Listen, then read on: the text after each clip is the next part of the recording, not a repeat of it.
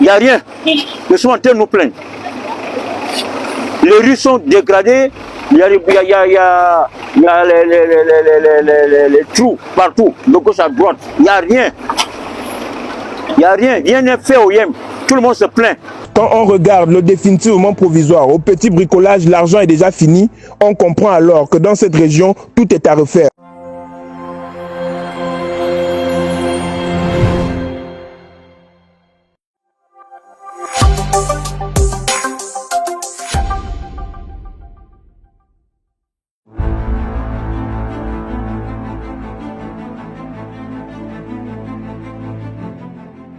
Oyem, capitale du septentrion gabonais, vu d'en haut, c'est tout beau. On tire même le chapeau en croyant être à Monaco, loin du ghetto. Mais avant de faire monter votre ego, redescendons ensemble sur terre. Car si on rêve trop, on risque de se prendre un poteau de la honte, qui heureusement ne tue personne. Nous sommes bien au Yem. En vie aérienne, c'est un vrai paradis terrestre. Mais quand on a fini de rêver dans les airs, la réalité nous rattrape sur terre. Conduire à Oyem est depuis un certain temps un véritable chemin de croix. À croire que ce serait ici qu'on a crucifié le Christ en personne au vu d'une telle persécution. Un supplice qui perdure sans aucune sanction ni amélioration. Ici, c'est un nid de poules par habitant. Si nous sommes des milliers, le calcul est très simple. Cela fait donc des milliers de trous, des milliers de raisons justifiant des milliers d'accidents et des milliers de preuves qui pourraient donner raison à ceux qui disent que c'est décourageant et qu'on doit changer certains responsables sur le champ, car ça devient urgent. Les populations disent niet aux éternelles promesses à la façon des émergents. Nous sommes pourtant sur les axes majeurs qui aujourd'hui n'ont plus de valeur. Comme disent les jeunes au quartier, le goudron ou ce qui en reste est en train de lire l'heure en chinois.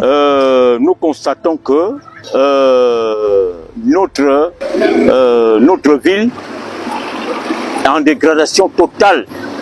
Il n'y a rien. Nous sommes en train de nous plaindre. Les rues sont dégradées. Il y a les trous partout, de gauche à droite. Il n'y a rien.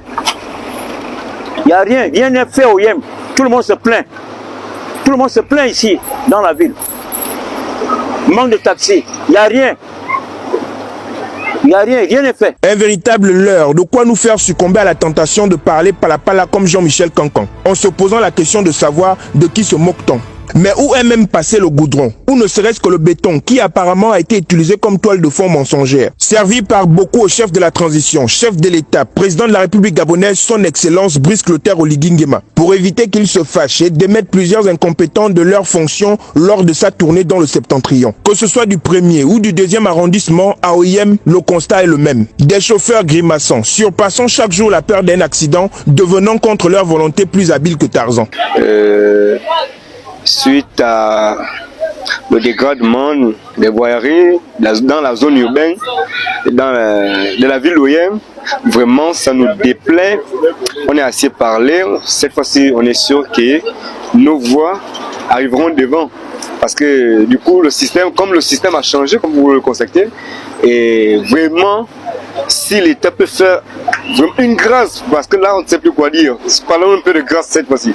Le chef-lieu de la province, toujours en attente des promesses d'un Eldorado, est devenu aujourd'hui un grand paquebot. Ceux qui ont vu la fin du célébrissime film Titanic comprendront. Devant témoins, on nous a pourtant promis des autoroutes, mais pour l'instant, c'est la déroute, une véritable entourloupe qui malheureusement continue d'avoir le vent en poupe. Quand on regarde le définitivement provisoire, au petit bricolage, l'argent est déjà fini, on comprend alors que dans cette région, tout est à refaire, pour emprunter l'expression d'un compatriote lui-même fils de la province. Comme le disait ma grand-mère, Omboane Nyambouane Bourbe Tabia. Pour ceux qui n'ont pas compris, c'est le moment d'avoir un ami fan. Mais plus sérieusement, revenons à nos mouettons. La libération du 30 août lutte contre la confiscation du développement de la nation et prône une amélioration des conditions de vie des concitoyens qui attendent une urbanisation moderne. Le dire ne devrait causer aucune frustration. Les routes oyémoises, toujours en attente de matérialisation, illustrent une situation qui concerne toute la région. Edil Tédalé, pour la une ouellentemoise, Léo Grosjean, Merlin Minko, les seuls journalistes républicains.